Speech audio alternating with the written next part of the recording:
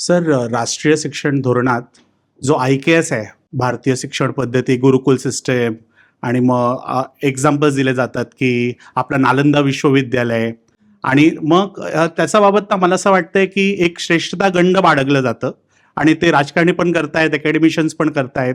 तर त्यावर तुमचं काय मत आहे? आपण खरेच इतके महान होतो का? नाही नाही, माझं म्हणणं आहे, समजा होतो, मान्य करूया.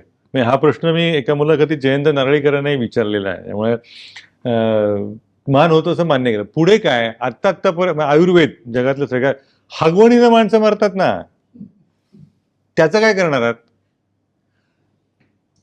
विमान आपल्याकडे कधीच होतं, पण असं ते म्हणतात त्यांना, माझा नेहमी हाच प्रश्न प्रतिप्रश्न असतो, एकच बनलं काय ते पुष्पक. मग ज्याने कोणी बनवलं त्याला असं वाटलं नाही 10 मॉडेल करून ठेवावीत, तुला एक होईल, मला एक होईल, तुकारामांना जायचं वरती, त्याला एकच. ते याला नारळीकरांनी दिलेलं उत्तर फार ते खूप संयत.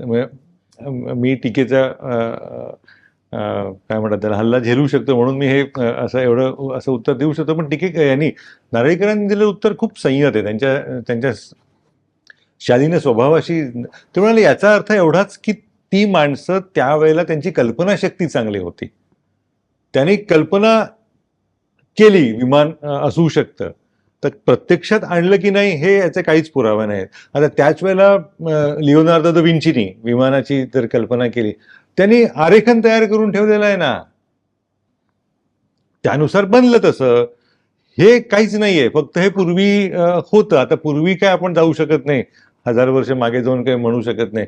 आणि माझं असं ठाम मत आहे, ज्याला भविष्य नसतं ना, ज्याच्याकडे हातात वर्तमानात काही दाखवावं असं नसतं ना, तोच व्यक्ती आणि तोच समाज इतिहासाच्या गुणगौरवात अडकतो.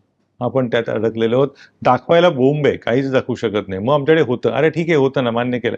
पुढे काय?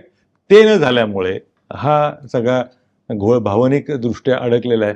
आणि याचा पंचायत अशी होतोय की याचा तुम्ही नाकार येऊ शकत नाही. हो होतं, म्हणजे असेल बुवा आता काय म्हणजे. पण मग अगदी हा साधा प्रश्न आहे. तुम्हाला कोणी म्हणाला ना की विमान राईट बंधूंनी 1900 साली उडवलं अमेरिकेतल्या बीचवर. त्याच्या आधी त्र्यंबक बापूजी तळपदे यांनी मुंबईतही प्रयोग केला होता. त्यांनी मर्क्युरी पारा वापरून, त्याची बातमी आली होती त्यावेळेला, केसरीनी पानेकला बातमी छापली होती की ते पाऱ्याच्या वाफांवरती उड्डाणाचा प्रयत्न केला, पण ते पडलं लगेच.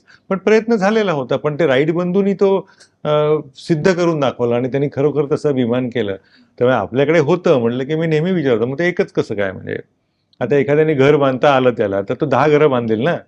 ते एक 5-25 विमानं त्यांनी करून ठेवायला हवी होते. व इतरांचंही भलं झालं असतं, यांना दाखले देता येतील त्यांना देता आले असते, किंवा ते मी असं बनवलं असं लिहून तरी ठेवायला हवं होतं.